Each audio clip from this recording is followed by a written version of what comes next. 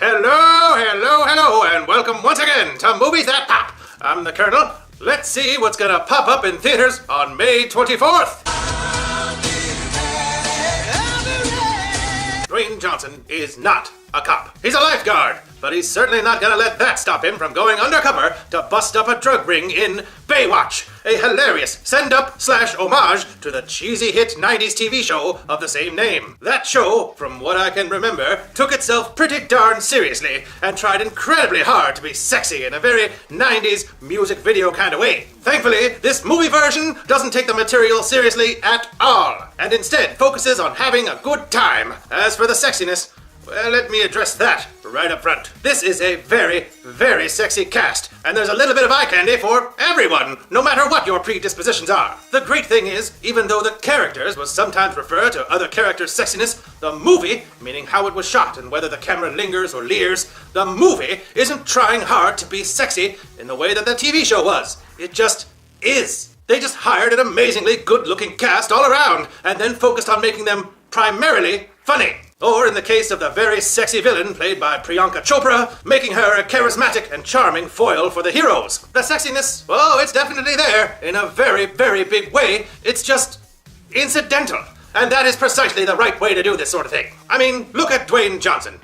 Here he's running around in a bathing suit for the whole movie, but you know from experience that this is a guy that you can put in a periwinkle unicorn t-shirt and he can make that look sexy. But you also know from past experience, and this is also true of Zac Efron as well, that these guys can also riff up a storm and will go as far as they need to for the joke. This serves them incredibly well in Baywatch, where the central premise, as the movie lovingly points out every chance it can get, that unarmed lifeguards with no legal authority really shouldn't be investigating crimes. Sure, they may conveniently know a lot about computer hacking or marine biology or coroner's reports or medical procedures at just the right time that the movie needs them to, but really, their actual job concerns rescuing people from a very small section of the beach, and that's it. And you can't build much of a story around that. So it's amazing that the show was able to produce as many episodes as it did. But in this movie, we get a story of some up-and-coming trainees joining forces with the veteran lifeguards to investigate some mysterious deaths that may be linked to some drugs that also coincidentally washed up on the beach they patrol. Writing out this goofy plot is made much, much easier by two things. The first is that the action scenes are very well shot and viscerally paced. I mean, I love this shot of Zac Efron diving off a pier from the trailer, and there are some truly awe-inspiring stunts and great action photography both in and out of the water. The other thing that not only makes this movie enjoyable, but quite possibly is the best reason to see it, is no, it's not the copious eye candy. By the way, have I mentioned that? Because seriously, this movie has a ridiculous amount of hot people in it. Charismatic and extremely likable too.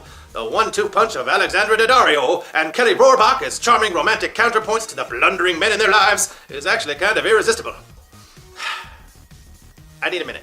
No, it's the fact that this movie is a non-stop joke machine. Legendary comedy writing team Thomas Lennon and Robert Ben Garant share a story by credit on this one, and oddly, the two writers with the screenplay credit have only horror movies to their name. But whether the cast, including comedian Hannibal Buress, improvised the hell out of this one, or just had amazing jokes written for them, or some combination of both, there are way more hits than...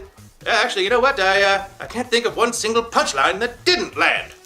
How about that? Baywatch is rated R and does make several turns into the raunchy with its humor and its language, but it is remarkably restrained when it comes to the sexuality. Whatever small amount of nudity here is only played for laughs, and considering that comedies, when given R ratings, tend to push the boundaries of taste simply because they can, I can't recall a single gratuitous boob in this movie. And for a movie based on a series whose most memorable element was watching its cast run towards you in bathing suits in slow motion, well, I have to commend the filmmakers for having the good sense to, keep it in their trunks, so to speak. In the end, I award Baywatch a large bag of popcorn because its characters never stopped earning my laughter or my affection or even, yes, my love-struck gaze. Alexandra Daddario, call me. In this movie, when there's not something to gawk at, there's something to laugh at, and often there's both in the same scene. You can certainly enjoy Dwayne Johnson having a knockdown, drag-out fight with a criminal inside of a child's bedroom, all while fully aware that as a lifeguard, he's not supposed to be fighting criminals at all, and the movie knows it, and gets that it's ridiculous, but still takes the time to make the scene visually compelling as an action scene in its own right. The perfect combination of silly and sexy, Baywatch delivers non-stop thrills and laughs with the relentlessness of the tide and with a buoyancy of spirit that makes it all look easy. That does it for this edition of Movies That Pop. Don't forget to follow me, the Colonel, on Twitter at Movies That Pop, and click the icon right down there to visit our channel if you'd like to see more. And please support us by clicking subscribe while you're there and by clicking the thumbs up icon below. I'd like to hear your thoughts on Baywatch in the comments as well. Did it sink or swim for you? In the meantime, thanks for watching. I'm the Colonel, and I'm oceanic, motherfucker.